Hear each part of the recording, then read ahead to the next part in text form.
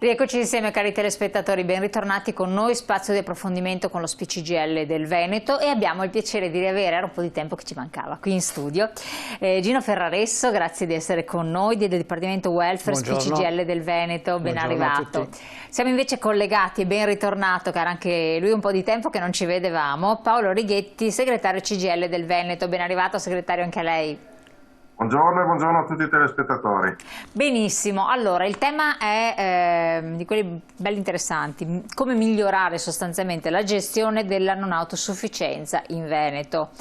E qui si apre un mondo. Voi avete organizzato a livello unitario, tra l'altro, un interessantissimo convegno di approfondimento con la presenza anche delle istituzioni a livello regionale, c'era l'assessore Lanzarin presente, ed anche degli esperti, poi rappresentanti di case di riposo, quindi insomma c'era un bel parterre, ma è stata solo l'occasione per cercare di tirare le fila, fare il punto e anche pungolare la regione, per arrivare insomma a una progettualità che poi si concretizzi, perché la non autosufficienza diventerà sempre più, lo è già adesso tra l'altro, un'emergenza indifferibile a carico di chi se la deve sobbarcare o delle famiglie, e presenta tante questioni che non hanno ancora attuale degna soluzione. Allora abbiamo il versante sociosanitario con tutto quello che riguarda i lavoratori che ne fanno parte, mancanze, carenze, e poi la parte strutturale comunque di gestione e anche di vostra competenza. Allora vediamo un po' di inquadrare quanto si è venuto a definire. Prego segretario. Allora, intanto la situazione, una fotografia del Veneto, quando parliamo di non autosufficienza, quando parliamo di anziani. Nel Veneto siamo circa 4 milioni e 9 di popolazione. Allora vediamo la slide, sì, la prima grazie. slide che proprio ci fa capire il contesto in cui ci muoviamo e poi riusciamo un po' anche a definire alcuni elementi. Contesto Veneto quindi le dice 4.869.830. Sì, la seconda, eccola qua.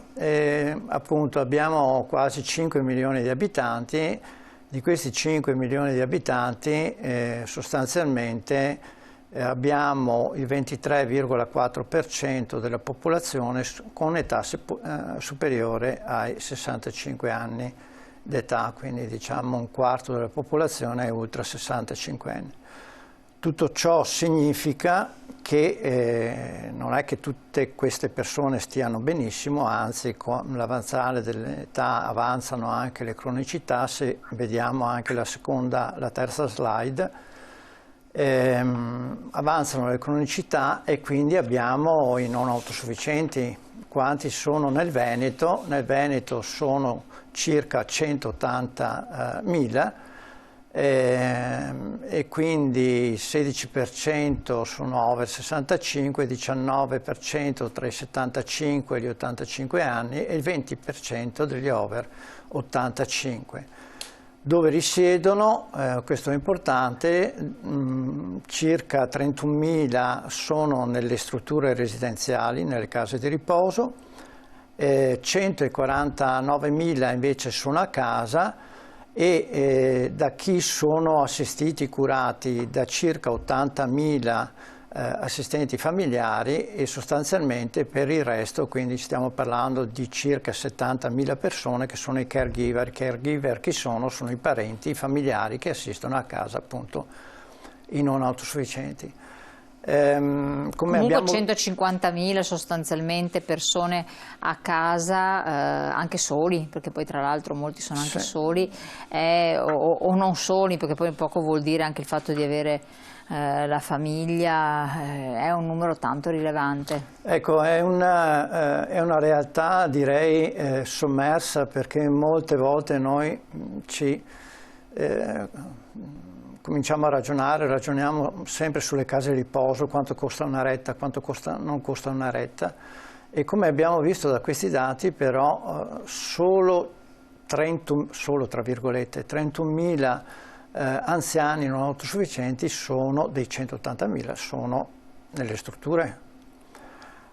Gli altri sono a casa, ovviamente questo significa anche un peso economico che non appare così come appare nelle strutture residenziali, molto, molto pesante, ovviamente a carico dei familiari, perché poi insomma sulle assistenti familiari, sulle badanti, molte volte il costo di queste persone ricade anche sulla famiglia, non solamente sul non autosufficiente. Quindi abbiamo una realtà molto molto eterogenea, mettiamola così.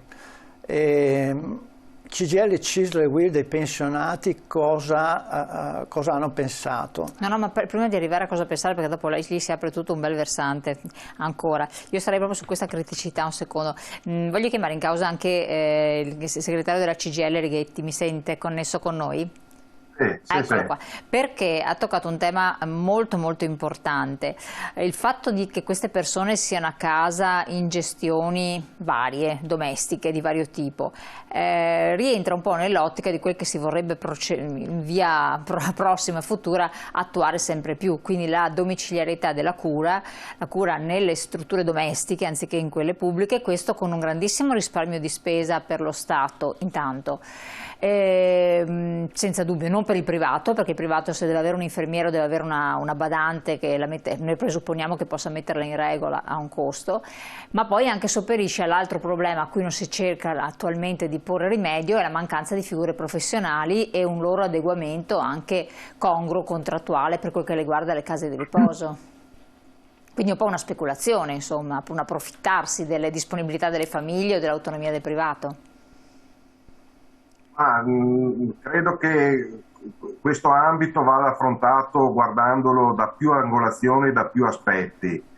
Noi pensiamo che non debba esserci una contrapposizione, pensiamo che sia indispensabile un potenziamento sia del sistema di residenzialità sia del sistema di assistenza domiciliare e di incentivazione anche alla scelta domiciliare. Non sono due cose in contrapposizione, però sono tutti e due ambiti che hanno bisogno di risorse, di investimenti e di potenziamento, proprio per la dimensione che Gino indicava, anche qua in Veneto, ma in tutta Italia, insomma, no? Ci sono tantissime persone ospiti delle case di riposo e del sistema di residenzialità, ma sono ancora molte di più le persone anziane e fra queste quelle non autosufficienti, che sono assistite e curate a casa, insomma, dalle famiglie, dai parenti.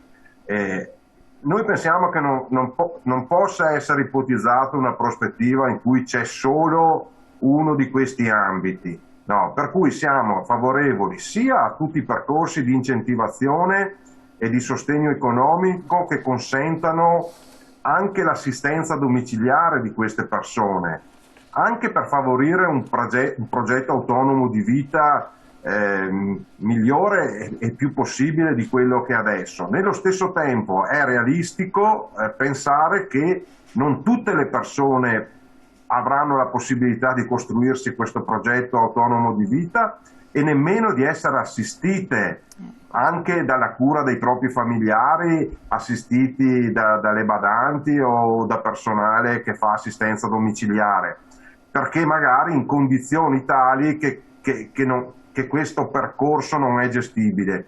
E per cui pensiamo che continuerà ad essere necessario e indispensabile avere anche un sistema di residenzialità, di case di riposo adeguato alla domanda e soprattutto di qualità certo. Negli standard di servizio e di prestazioni che all'interno di queste strutture deve essere garantito. Ovviamente per far questo bisogna anche su quel versante, insomma, incrementare le risorse, i fondi, gli investimenti e soprattutto mettere in moto un meccanismo che consenta di avere all'interno di quelle strutture tutte le professionalità e gli organici adeguati per poter gestire con qualità questi servizi e quelle prestazioni, cosa che adesso è particolarmente problematica. Infatti quello è quell'aspetto rilevante. Dopo torniamo anche su questo tema del reperimento delle figure. Sempre sulle criticità, abbiamo qua un'altra slide, perché siamo su questo momento che tutti se ne rendono conto quali sono le difficoltà, voi le avete messe a fuoco e anche, eccolo qua, palesate proprio anche all'assessore, prego. Allora, noi abbiamo visto che rispetto alla non autosufficienza, parliamo sia a livello nazionale che a livello veneto, si interviene, diciamo, sempre perché c'è una qualche sollecitazione su un determinato tema. E rispetto a questo noi abbiamo evidenziato, abbiamo sintetizzato quelle che secondo noi, sindacato dei pensionati, sono le criticità rispetto al tema dell'autosufficienza, e cioè la frammentazione organizzativa delle risposte, che significa che ci sono vari soggetti istituzionali e meno che intervengono rispetto a questo tema. Abbiamo la regione, abbiamo i comuni, abbiamo le famiglie che intervengono rispetto a questo tema, e quindi non c'è come dire, una regia rispetto agli interventi che poi e le prestazioni che devono essere erogate. La seconda criticità è che ci sono modelli di intervento non più adeguati alle esigenze attuali. Cosa significa? Per esempio, per quanto riguarda la non autosufficienza, noi abbiamo rispetto al passato molti, ma molti più casi di demenza senile. Sì. Cosa che nel passato avevamo molto meno, quindi bisogna rivedere completamente. Sì, quindi bisogna riadattare anche le prestazioni, le figure professionali che seguono queste tipologie di prestazioni. La terza questione, poi, che non è la meno importante, sono ovviamente le risorse economiche che si mettono a disposizione.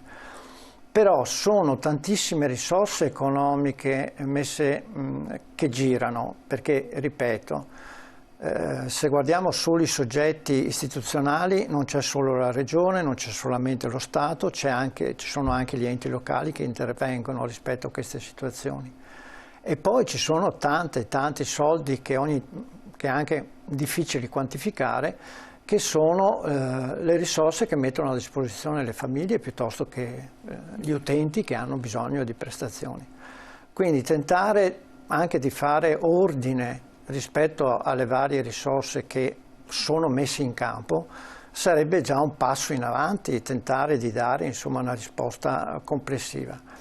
Poi lo sforzo che noi abbiamo fatto, come dicevo prima, è quello di tentare di vedere il tema non autosufficienza in maniera globale, quindi non rispondendo a sollecitazioni che possono, per un giorno è la retta che è troppo alta, un giorno sono le badanti più o meno regolarizzate, quante ce ne sono, se ci sono. Cercare di affrontare tutto nel suo insieme. Esatto, cioè di affrontare il tema, questo era il nostro obiettivo, non so se ci siamo riusciti, ci abbiamo messo, insomma, abbiamo tentato, e per questo a seconda, noi abbiamo fatto un documento che abbiamo presentato appunto alla Regione il 29 di marzo, un documento di 16 pagine, dove fondamentalmente tentiamo di dare una visione globale di tutte queste prestazioni e di tutti questi servizi,